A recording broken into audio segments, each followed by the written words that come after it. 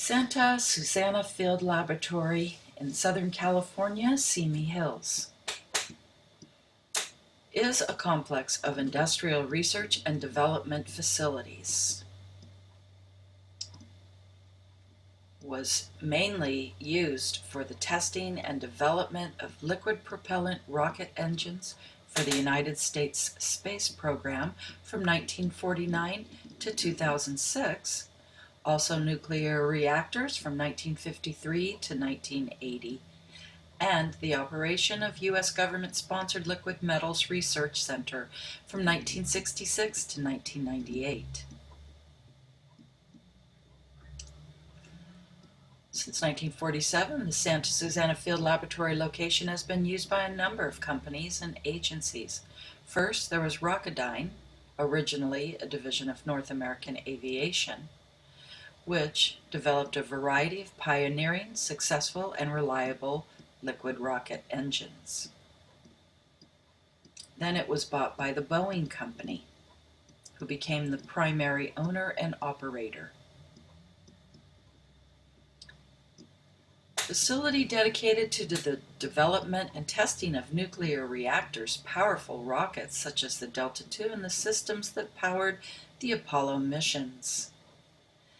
The location was chosen in 1947 for its remoteness. However, they had no idea that Southern California would grow as fast as it did. They had rocket engine development, nuclear energy and research and development, sodium reactor experiments, energy technology engineering center. The sodium reactor experiment was an experimental nuclear reactor which operated from 1957 to 1964 and was the first commercial power plant in the world to experience a core meltdown. There was a decades-long cover-up by the U.S. Department of Energy. The operation predated environmental regulation, so early disposal techniques are not recorded in detail. Thousands of pounds of sodium coolant from the time of the meltdown are not yet accounted for. Accidents and site contamination. Throughout the years, approximately 10 low-power nuclear reactors operated at the facility in addition to several critical facilities, a sodium burn pit in which sodium-coated objects were burned in an open pit, a plutonium fuel fabrication facility, a uranium carbide fuel fabrication facility, and the purportedly largest hot lab facility in the United States at that time. A hot lab is a facility used for remotely cutting up irradiated nuclear fuel. The hot lab suffered a number of fires involving radioactive materials. For example, in 1957, a fire in the hot cell got out of control and massive contamination resulted. Sodium graphite reactor, quarterly progress report, January through March of 1957. In July 1959, the site suffered a partial nuclear meltdown that has been named the worst in U.S. history, releasing an undisclosed amount of radiation, but thought to be much more than the 3 Mile Island disaster in 1979. Another radioactive fire occurred in 1971 involving combustible primary reactor coolant contaminated with mixed fission products. At least 4 of the 10 nuclear reactors suffered accidents. The AE6 reactor experienced a release of fission gases in March 1959. The SRE experienced a power excursion and partial meltdown in July 1959. The SNAP 8ER in 1964 experienced damage to 80% of its fuel, and the SNAP 8DR in 1969 experienced similar damage to 1/3 of its fuel. The reactors located on the grounds were considered experimental and therefore had no containment structures. Reactors and highly radioactive components were housed without the large concrete domes that surround modern power reactors. The sodium burn pit, an open-air pit for cleaning sodium-contaminated components, was also contaminated when radioactivity and chemically contaminated items were burned in it, in contravention of safety requirements. In an article noted that 27 men on Palmer's crew, 22 of those gentlemen died of cancers. On some nights, Palmer returned home from work and kissed his wife hello, only to burn her lips with the chemicals he had breathed at work. Sometimes the water was so polluted it bubbled. The fish died off. They had 7 wells up there, water wells, and every damn one of them was contaminated. It was a horror story, and still is. Other spills and releases occurred over the decades of the operation as well. In 1989, a DOE investigation found widespread chemical and radioactive contamination on the property.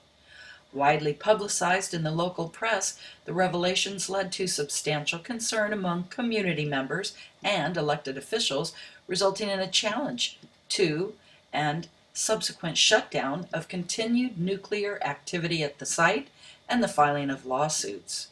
Cleanup commenced, and the United States Environmental Protection Agency was brought in at the request of local legislators to provide oversight.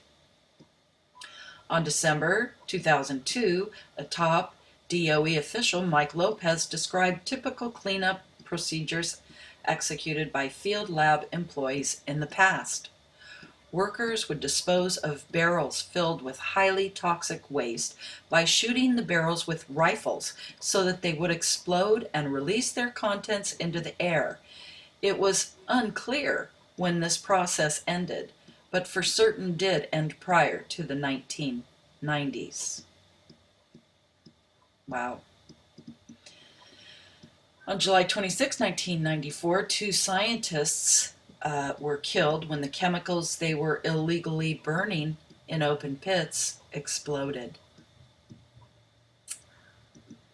After a grand jury investigation, the FBI raid on the facility, 3 Rocketdyne officials pleaded guilty in the June 2004 to illegally storing explosive materials. At trial, a retired Rocketdyne mechanic testified as to what he witnessed at the time of the explosion. "I assumed we were burning waste," Wells testified, comparing the process used on July 21 and 26 in 1994 to that once used to legally dispose of leftover chemicals at the company's old burn pit. As Heine poured the chemicals for what would have been the 3rd burn of the day, the blast occurred. "The background noise was so loud I didn't hear anything. I felt the blast, and I looked down, and my shirt was coming apart."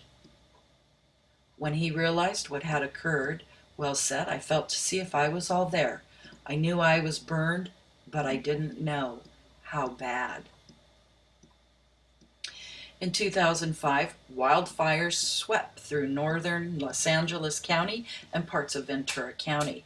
The fires consumed most of the dry brush throughout the Simi Hills, where the facility is located.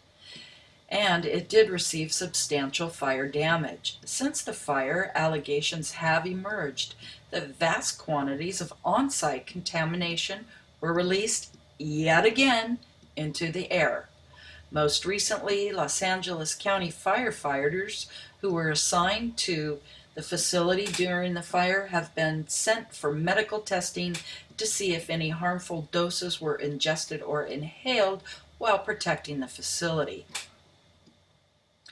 While community members and firefighters have expressed concern about the amount of exposure, Boeing officials stand by their position that no contamination of the air resulted from the fire, and that any contamination that may have been consumed by the fire was negligible.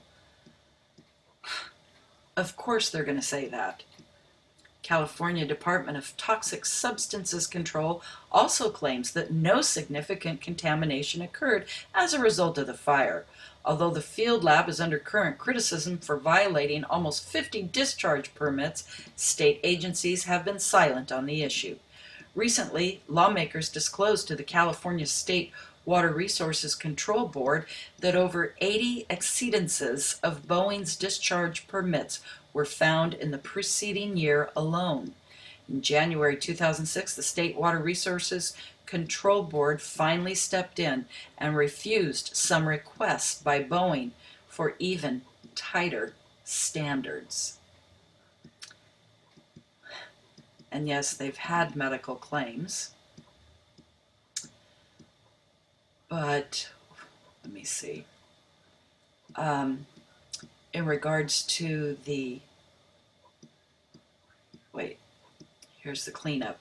During its years of operation, widespread use occurred of highly toxic chemical additives to power over 30,000 rocket engine tests and to clean the rocket test stands afterwards. Regarding cleanup, the site's current owner is Boeing, with NASA and DOE liable for several parcels within that. On August 2005, Pratt & Whitney purchased Boeing's Rocketdyne division, but declined to acquire the Santa Susana as part of the sale. Then they had runoff issues, which Boeing's explanation, it's all coming from natural radioactivity. Not from us. Of course not. And if this isn't enough, 2007, Boeing announced that in a landmark agreement between Boeing and California officials, nearly 2,400 acres of land will become state parkland. Won't that be nice? The property will be donated and preserved as a vital, undeveloped open space link in the Simi Hills above Simi Valley. The agreement will permanently restrict the land for non-residential, non-commercial use.